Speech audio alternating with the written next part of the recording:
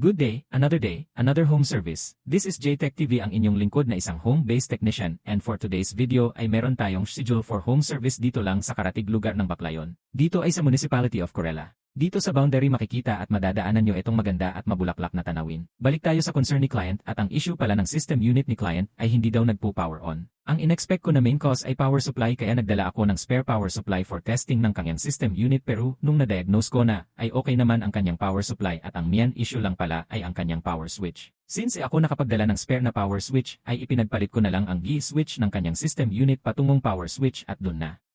Solve na ang problem ng ating client, pero meron pa pala itong pangalawang issue, which is ang kanyang graphics card. Upon checking, kinain na ng corrosion ang kanyang graphics card, pero trini ko pa rin basic cleaning but still wala pa ring display, at sinuggest ko liway client na for shop basis repair na ang kanyang graphics card kasi di na kaya sa home service at. Sinuggest din natin sa ating client na bumili na ng bagong graphics card, pero sabi niya pag-ipunan muna niya at pag-ilay free time ang client ay pupunta lang siya sa ating lokasyon para magpa-full diagnosis sa kanyang graphics card at baka meron pang pag-asa.